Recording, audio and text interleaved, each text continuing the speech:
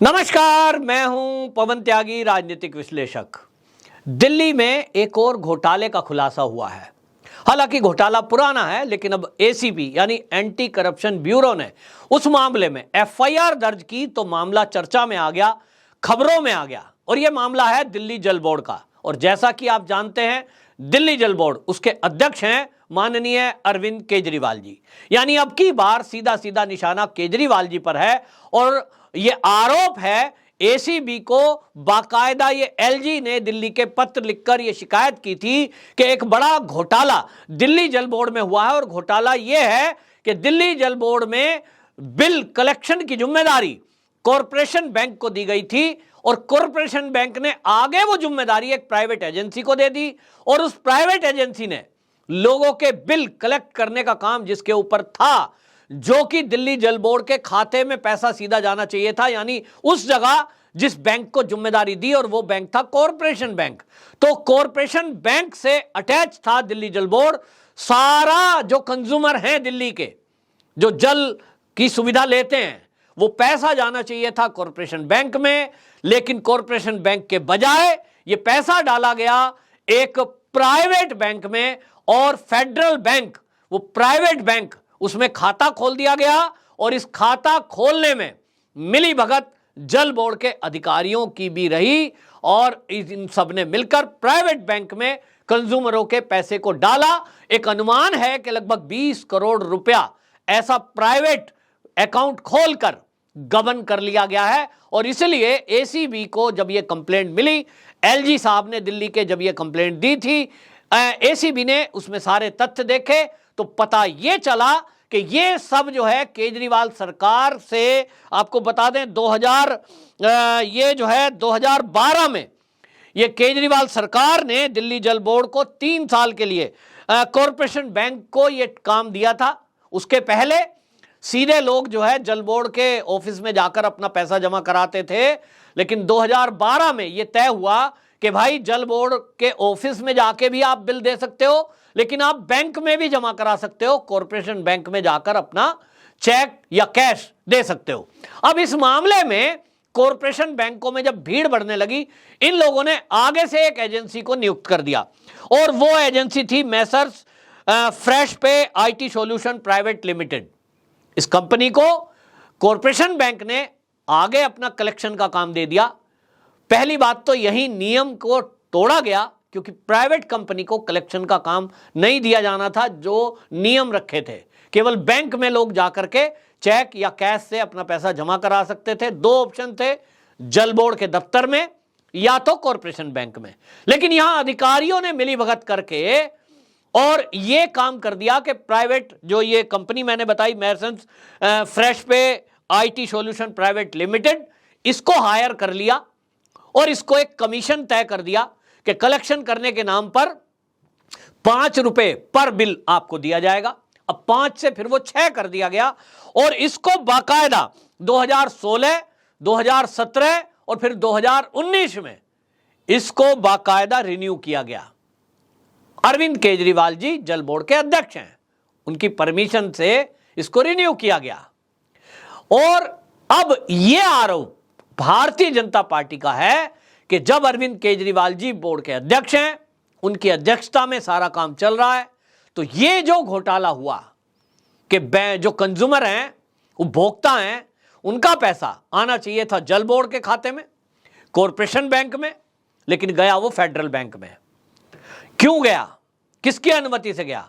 और अगर ये 20 करोड़ रुपए गायब हैं, यानी जो आने थे वो नहीं आए जल बोर्ड कर, तो उसके पीछे का जिम्मेदार कौन है? यहां आपको यह भी बता दूं, भारतीय जनता पार्टी पिछले दिनों से यह भी आरोप लगाती आई है कि जल बोर्ड में करोड़ों रुपए का घाटा चल रहा है।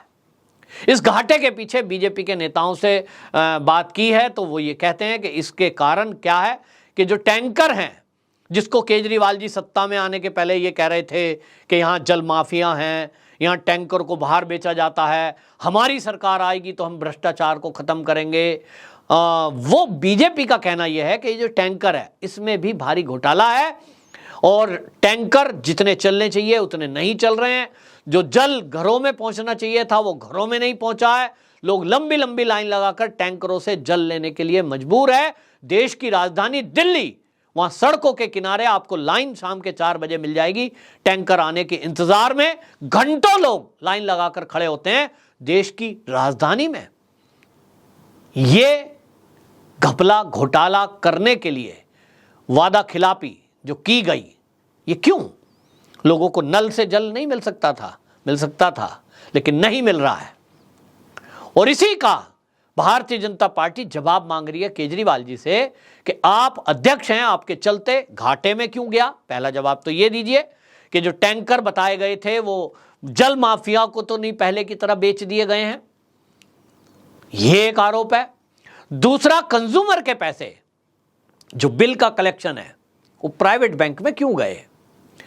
और अब इसीलिए बीजेपी के लीडर सीधा सीधा केजरीवाल जी को घेर रहे हैं, क्योंकि ये पहली बार है कि अभी तक आप देखेंगे कि जो मनीष सिसोदिया पर आरोप लग रहे हैं वो चाहे बिजली कंपनी को लेकर लगे, अभी तक शराब नीति को लेकर लगे, उन सब में अरविंद केजरीवाल जी का कोई डायरेक्ट इन्वॉल्व नहीं है, क्योंकि मंत्रालय उनके पास है ही नहीं।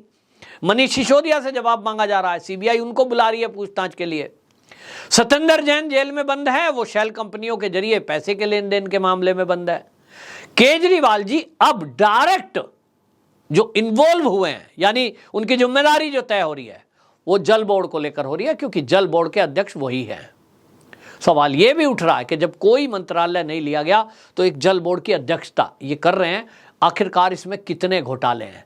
जो दिल्ली में लोग रहते हैं, जो दिल्ली के और भाजपा के कार्यकर्ता हैं और गली मोहल्ले के, वो कहते हैं कि ये भी एक बड़ा घोटाला जल बोर्ड में निकलेगा कि जो टैंकर हैं वो टैंकर जितने पेपर पर हैं उतने एक्चुअल में मैदान में नहीं है।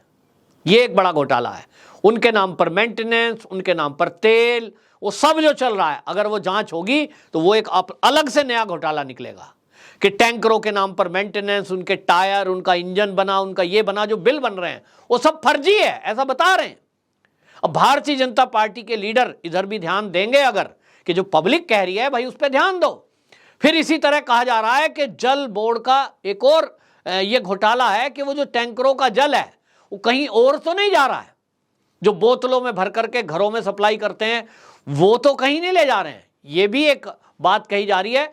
तीसरा घोटाला जल बोर्ड का जो दिल्ली के लोग कह रहे हैं, जो सूत्र बता रहे हैं, वो ये कि उसमें कर्मचारियों की भर्ती कर दी गई है नियमों को ताक पे रख के। पहले डेली वेजेस के नाम पर कर्मचारियों की भर्ती की गई है और फिर वो तब से चलते आ रहे हैं कंटिन्यू, कई को परमानेंट भी कर दिया गया है। और वो काम केवल आम आदमी पार्टी के कार्यकर्ताओं के साथ हुआ, यानी कार्यकर्ताओं को उसमें टेम्परेरी नौकरी पर रखा गया है और उनको परमानेंट एक तरह से कर दिया गया है, ना वो बाहर निकाले जा रहे हैं, ना उनकी जगह कोई और रखा जा रहा है। तो ये भी एक देखने की बात है कि यदि कोई भर्ती दिल्ली में हुई है, सरकारी नौकरियों में कोई भर्ती हुई है, तो कहीं उसमें कोई घपला घोटाला तो नहीं हुआ है। डीटीसी है दिल्ली की, इसमें भी इसी तरह की भर्तियां वो हुई हैं। आम आदमी पार्टी के कार्यकर्ताओं को बगैर किसी इंटरव्यू, बगैर किसी टेस्ट के भर्ती किया गया है। ये एक अपने आप में बड़ा घोटाला निकल करके सामने आने वाला है। तो कुल मिलाकर के एक के बाद एक घोटाले दिल्ली सरकार के निकल के आ रहे हैं। भारतीय जनता पार्टी का काम है आरोप लगाना, लेकिन अब एसीबी ने जो एफआईआर की है, देखना होगा कि इसमें क्या सच्चाई है क्या नहीं। बीजेपी के जो आरोप हैं, जो एफआईआर हुई है, उसमें कितनी सच्चाई है, ये पता लगेगा समय के अनुसार। आपकी क्या राय है इस बारे में? यदि आप दिल्ली में रहते हैं तो आप क्या कहते हैं कि जल बोर्ड के इस घोटाले में क्या वाकई में आपको लग रहा है कि कुछ ऐसा हुआ है? आपके घर जो जल देने की बात केजरीवाल जी के द्वारा कही गई थी, क्या उस पर सरकार खरी उतरी है? भारतीय जनता पार्टी झूठे आरोप लगा रही है? आप अपनी राय जरूर कमेंट बॉक्स में रखें।